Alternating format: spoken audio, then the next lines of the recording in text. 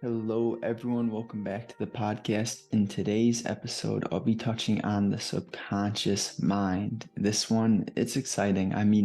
Every topic is exciting, but before we get into it quickly, let me just ask if you've been enjoying the podcast, if you've gotten value, just go on Spotify if you want to help me out and drop me a quick star rating, whatever you think. Much appreciation. So, the subconscious mind. The simple way to express this would be we have this thing that I'll label a internal battle. And there's one side of you which understands what is healthy for you, what leads you feeling good. And then there's the other side of you which sometimes isn't thinking in a strategic manner, and it can really be overcome by quick, instant wants, needs, emotional urges. These moments where you forget about the bigger picture and you sort of fall prone to temptation and urges, bad habits, etc. And what I want to express here is that you can tap into this thing which is the subconscious mind. And rather than thinking your way through your career, your life, your emotional struggles, if you educate yourself on how to intentionally take advantage of the subconscious, you can actually get much more done with much less effort. And what's that sound like to you? To get much more done with less effort? To me, that sounds like a dream. I think a wonderful way to draw the line between your rational, analytic mind and the all-powerful subconscious is to understand this sort of analogy where, let's say, you have a situation which is uncomfortable, you're not pleased with, and you try to think your way through it. And you're sitting there pondering, just doing all that you can to come up with a solution. Every time that I've done that, I find myself very frustrated and annoyed. And on the other hand, have you ever, said, well, this isn't working. I'm frustrated. I'm annoyed. So I'm gonna do something else. I'm done sitting in this emotional anger. Rather, maybe I'll figure out tomorrow or later or in a few hours, etc. And then let's say tomorrow comes, you're in the shower, and you just bing. You have this thought, and it's exactly what you needed. Or another way to express this would be the difference between when you're in school, you're in a class which you don't want to be in, how slow the time goes. In comparison, for me, something that I have to sneeze, something that I deeply enjoyed is playing sports. And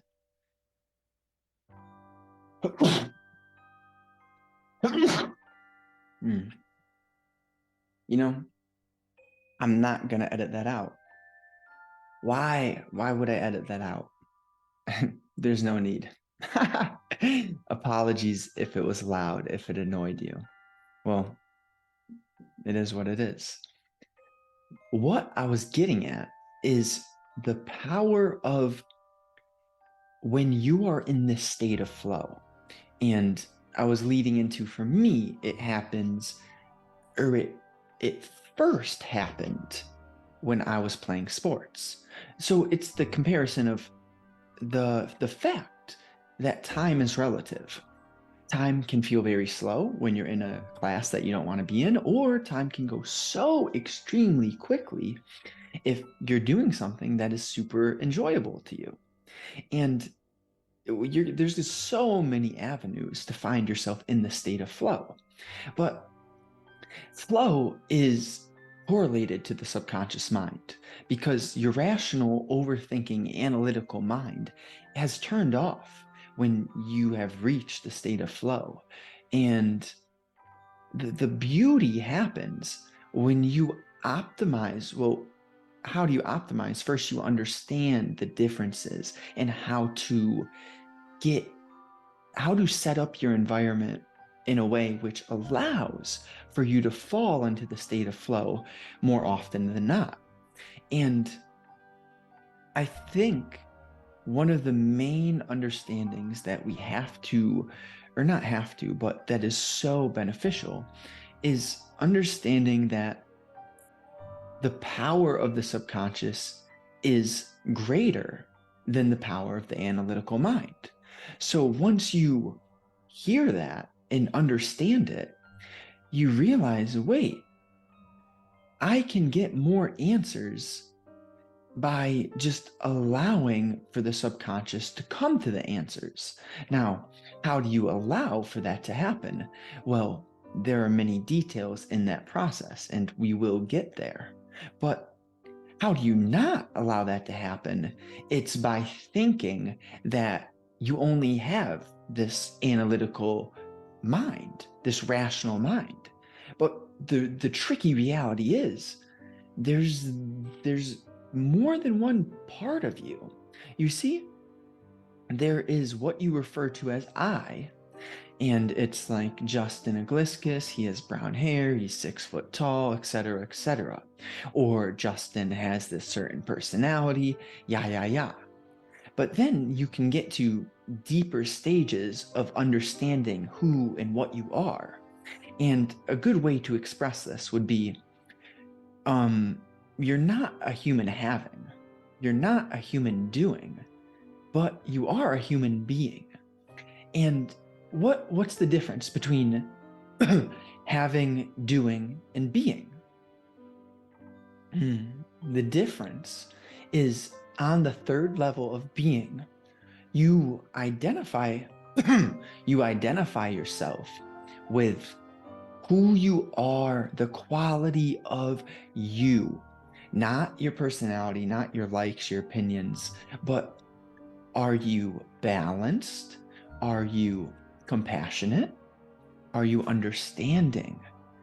Are you strong and confident and grateful? Those are qualities of a being. Rather, a personality is more like, I'm neurotic, I'm depressed, I'm enthusiastic. I mean, there's fine lines here. The traits can be described as being and personalities, but the thing is, if you only see personalities, that's when you're stuck in not being. Being is the state of mind which is tightly linked to the subconscious, because it understands that this world, this universe, planet, etc., it operates not on descriptions, opinions, personalities, or physical perceptions. It operates on a scale of energetic vibrations and frequencies. And this is what Nikola Tesla was really coming to in his days. And this is, I'm not going to be some closed-minded fool, but in my direct experience, this is the absolute most powerful truth that I've came to. Maybe I'll be proven wrong one day. I'm not here to, stand on the pedestal and say, I'm right, this is the truth. But from my direct experience, what seems right to me, and all of the people who just truly are healthy, kind, and compassionate beings, this is their truth as well. So take it with a grain of salt. I prefer that no one ever just believes what comes out of my mouth. What would be much more appropriate is if you take the time to reflect upon what you hear from me. Don't believe me, but just apply it, consider it, be open, and see if it is something that makes sense to you. And if it does, hey, roll with it. But it's important that we understand there's more than just the rational mind. Like statistics tell a story, but what's more important than the statistic? It's the context of where that stat was coming from. Same thing with the rational and subconscious mind. The rational mind is implanted in a bigger thing, which is the subconscious mind. And then another analogy would be, the clouds are not the entire sky. The clouds are a piece of the sky, just as our rational mind is a piece of the subconscious. And many humans, this is why we have, this is a part of why we have much suffering on our planet, is because many humans do not understand this reality, that the subconscious is bigger than the rational mind. And many humans are stuck, or they haven't understood this, and now they see the rational mind as the big picture, but they're only seeing the small part of the big picture. And that is which leads to much confusion and suffering and, the destruction of nature, which, that will come. Everything's all right, but the way that we treat nature, the way that the Western world sees nature is quite broken. See, when you unravel this truth that we're beings of energetic frequencies, and you start to realize that every single thing on this universe has a frequency. What that means is, you kill a bug, you kill an insect. Okay, if you step on it by accident, that's fine. But if you intentionally are going to go out of your way to, destroy a branch, cut down a tree, etc., kill animals, like, this stuff comes back to you. I'm not saying it to make you feel bad. Like, I am not a vegan, but my point is, we have to be a bit more intentional with how we carry ourselves, with how we create our lives, because the lack of intention is what leads to unnecessary pain and suffering. And I'll get into more solutions. So when I mention solutions, I'm coming at it from this angle of, let's make things better than they are. We're never going to be perfect. So what is a practical thing there? For example, the difference between factory farmed cows and chickens and free range cows and chickens, it is a 100% difference. When, I heard this thing, and I don't know, it makes sense to me. If you think about it, like with humans as children, this was my experience. As long as I had people to play with and food and water, I was a happy child. And, I had a good mother. I have a good mother. And what does the word good mean anyways? She's very loving, compassionate, understanding, caring. She treated me as she would like to be treated herself. Okay. I'm getting off using certain words like good and bad because I'm beginning to realize, wait, what I think is good could be horrible to someone else. So we have to be a bit more detailed in our language. And what I'm expressing here is a cow, just as Justin the child was happy simply having some people to play with. A cow on a free-range pasture with green grass and other cows and just freedom of acres. That's a happy cow. And I don't know exactly how you can end the life of an animal in a way which it is not fearful. I would lean toward it being very quick and unexpected in a very comfortable place that the cow lives. So I'm not saying that we can't use animals to survive. I mean, we've been doing this forever. So I'm not going to say I'm against it, but I also am against the terrible lack of ethics, which I don't know how governments allow for this stuff. Like the factory farming, the squishing of animals into, like, don't get me started. I know I'm ranting now, talking about subconscious, and here we are.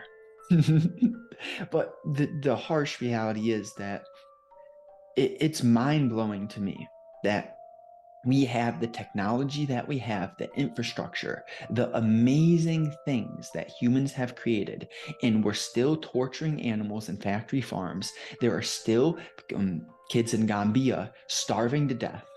What what is going on here?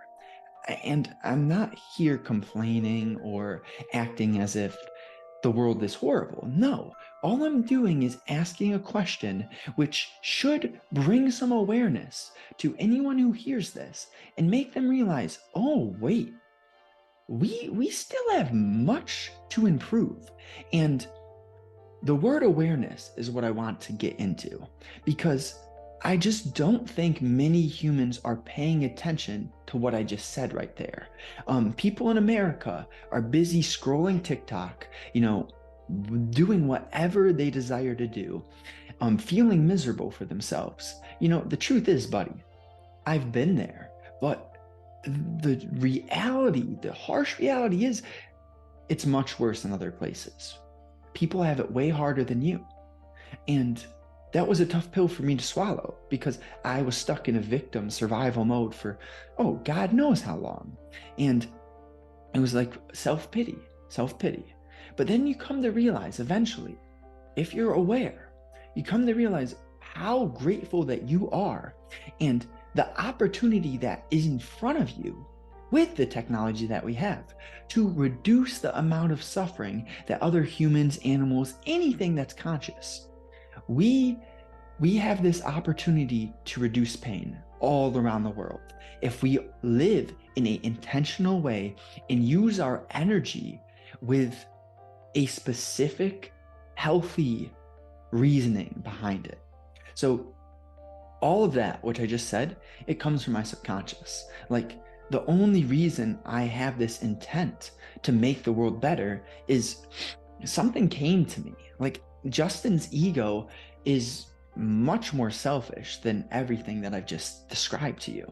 And that's the difference between ego, sense of I, rational, analytical mind, and then the subconscious mind that has compassion for everything, animals, humans, children in Gambia. This is the difference. See, the subconscious mind is tapped in to the fact that the universe is a beautifully complex powerhouse. See, let's just think for a minute. Volcanoes, tsunamis, hurricanes, tornadoes, the ocean in general. The power of nature will forever, I don't want to say be more powerful than man, because nature and man is one. We are the same exact thing. That's the simplest way I can explain the deepest truth of reality, is everything on this planet is one. Now, how can we use that in a practical manner? Well,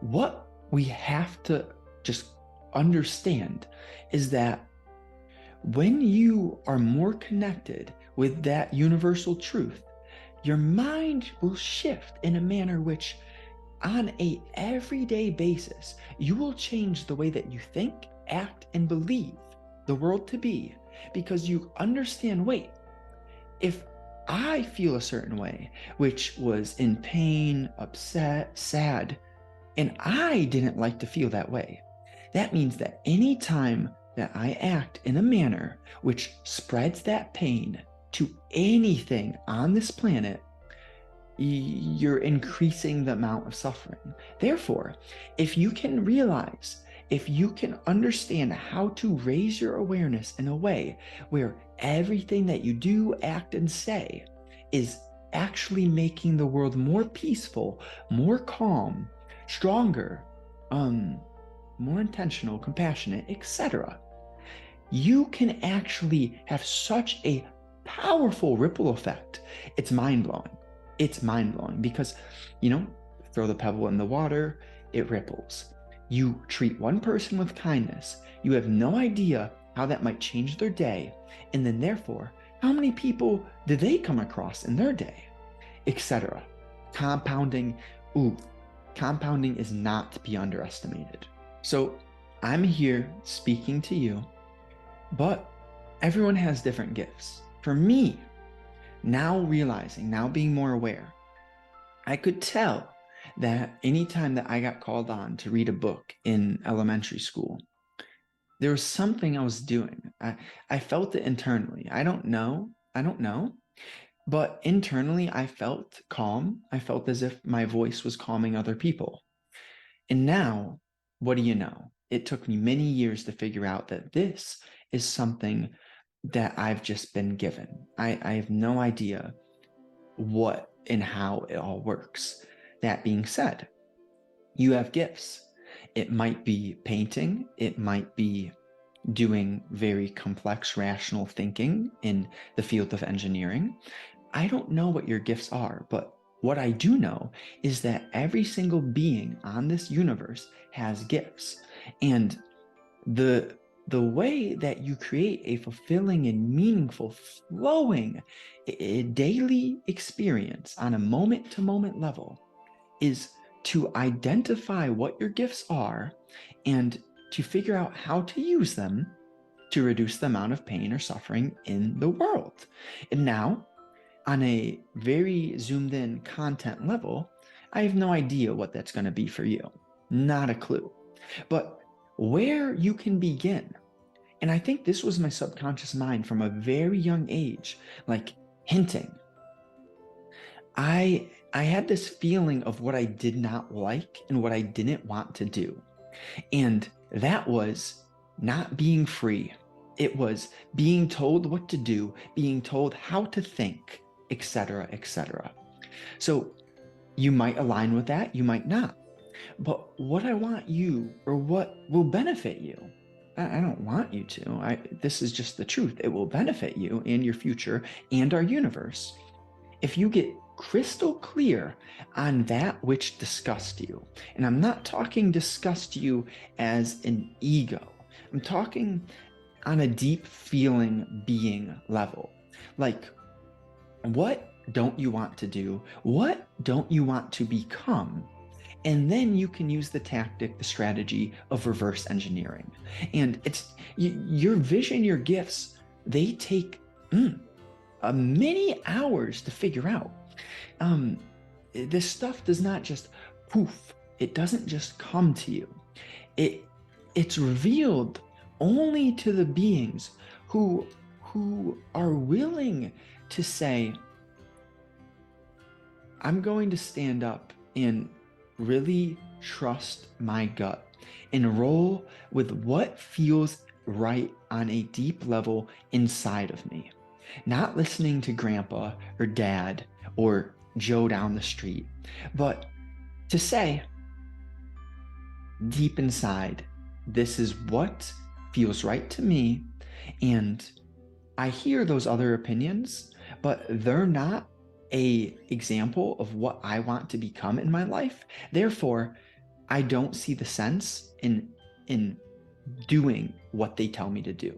See, I don't want you to be arrogant and to just say, I know it all. I'm not going to listen to others' opinions. What I embody is your opinion's interesting, but I'm not just going to throw out my values for your opinions. So hear people, you have 2 ears, 1 mouth. There's a reason behind that ratio. You're meant to be a listener. We learn so much by listening. And what I realized, this is hindsight, but if I would have spoken much less in my past, it would have been much easier. Huh? I bet you that maybe it's true for you as well. When we talk, especially when we're very egotistical and stuck in our sense of self and, our wants, desires, and needs, we say a lot of silly shit. And, here I am talking. But right now, everything I'm saying, I'm talking to myself. Like, whether I don't care how many views this gets. I'm saying this because my subconscious, my intuition, my being on a deep level says that this feels right. I don't care if people like this 50 years from now, like it 100 years from now. It doesn't matter to me. What matters to me is that I deeply feel strong when sharing this message. And that's a sign.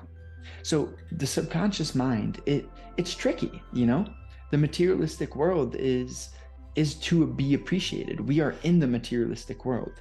So the beauty, I feel, comes when you understand, become wealthy because the rational world, that's kind of important. It's important to survive, to feed your family, to feed yourself, to learn how to communicate, how to articulate yourself, how to do these human things.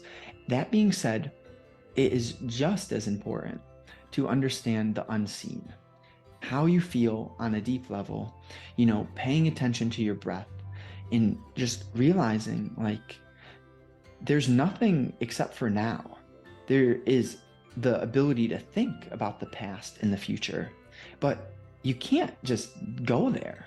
There's nothing except for right now. That being said, why would we not invest our energy and time and effort, our focus, into creating the best feeling right now? I can't come up with an answer that justifies not doing your most to feel good in this current moment. And, side note, half the time, the things that feel good in the moment on a pleasure-seeking level will bite you in the ass in the long run. So it takes time to understand these nuances, because as you listen, I'm going to contradict myself all day, because life is not black and white. It is millions of shades of gray.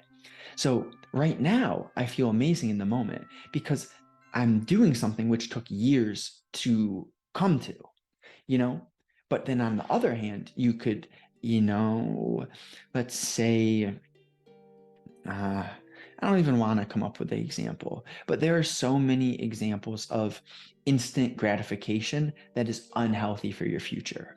So there's a difference between doing something intentionally, which you have trained and learned to enjoy, which took many hours of delaying gratification, but in this moment, now you're able to appreciate the thousands of hours of effort in comparison to the instant gratifying acts, which are very simple, very easy, So usually what's hard in the moment is going to be amazing for your future, and vice versa. To get more in touch with your subconscious, maybe I should have told you this earlier. I don't know. To get more in touch with your subconscious, it comes down to very practical things. Your nutrition, the quality of the food that you eat relates to the energy that you have. And the energy that you have tightly correlates to the clarity of the mind. Clarity of the mind correlates to the quality of the questions you ask. The quality of the questions you ask links to the answers that you get, the actions you take, and the thoughts you think. So that being said, when you eat good and you understand how energy works, you can optimize your life in a manner which allows you to invest your energy intentionally, to create high energy sustainably, and therefore to become an efficient being and get the most out of your limited days, limited 24 hours. See, what's the difference between someone like Einstein or Alan Watts, these amazing thinkers, these amazing beings who just created so much value in their time? What's the difference between them and someone who doesn't do that? Someone who, dies young due to addiction, or dies way too early due to driving in a drunk rampage. What's the difference? The difference is how intentional they were with their energy, which led to more awareness. And that awareness is the key factor, which determines your actions, your thoughts, and your beliefs. And when you're more aware, you realize, wait, if I think a certain way, if I partake in a certain action, I'm consistently left feeling a way which I don't want to feel. And therefore, if you're aware enough, you can change that and you can begin to start feeling better. See, the truth of why I'm doing this is because I used to feel way worse than I feel now. And now my bad days are like the best days of my life in my past. And That's interesting, right? As you progress through the scale of awareness, you come to realize, this is interesting. Like life feels way different than it ever has felt before. And it's not that I want this for you or you need to get to this place, but if you're interested in this sort of stuff, then that's your subconscious pushing you to this place. Like, let me tell you, my rational ego, if you asked me, 6 years ago when I graduated high school, if this was what I would be doing with my time and energy, I would have no idea. I'd be dumbfounded, speechless, just in utter shock. Like if someone showed me the crystal ball and said, yeah, this is you. And like, not out of disappointment, just out of pure awe. Like, what? I have no idea why I'm doing this, truly. It's just a pull that has come from the heart, which, the heart and the intuitive mind, the universe, nature, subconscious, it's all interchangeable labels. And I wonder if I said this at the beginning. Yeah. Here's a reminder. If this is valuable, if it's enjoyable, just drop me a star rating. It's so quick. And I appreciate that. I'm grateful for you. I do this because I know this is what I would have loved to hear a bit earlier. And if, if I could do that for you, if I could let you hear something which is insightful and guides you towards a more peaceful daily moment to moment experience, hey, I'm happy to do that 100%. So if you want to reach more internal peace, do you do any breath work? That would be a place where I would begin. Guided meditations, guided breath work. It starts there. Something that's so simple that could help you is just breathing through your nose and repeating a word like strong, confident, kind, compassion, beauty, appreciation, abundance, integrity, etc. Healthy words with a high energetic frequency. It's very simple, and that will help you. And what this comes down to is training our ability to focus our attention. All this stuff which is free, it's free because your attention is the currency. And see, that's important to understand. Another amazing thing would be to read. Just start with 1 page a day. If you're doing breath work, 1 minute a day. And then, compound 2 minutes, 5 minutes, etc. If you break your streak, don't think of it in streaks because it's more of a lifestyle change, an identity shift. It's not like a diet. I'm going to do this for a week. Like, no, that's not sustainable when you look at it that way. We want to create a sustainable, fulfilling, high energy lifestyle. And so if you break your habit, your healthy habits, then you just restart 1 minute a day, 1 page a day.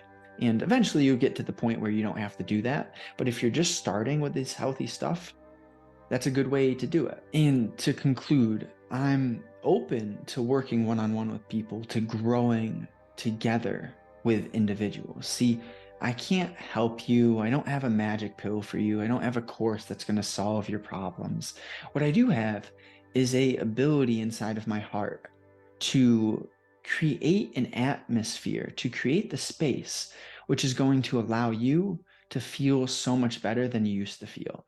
So if you're interested in creating confidence, building a powerful body, a powerful mind, and just becoming someone who, when you look in the mirror, you're like, wow, I'm attracted to that person internally and externally. If that interests you, I'll link my Twitter. You can just shoot me a DM and, we'll see if we mesh. I don't work with everyone because you need to be on a certain level. I'm not going to work with, Justin 6 years ago. Maybe I'll work with Justin of 2 years ago, but not Justin of 6 years ago. So I appreciate you deeply. Wishing you nothing but joy. And yeah, big smile.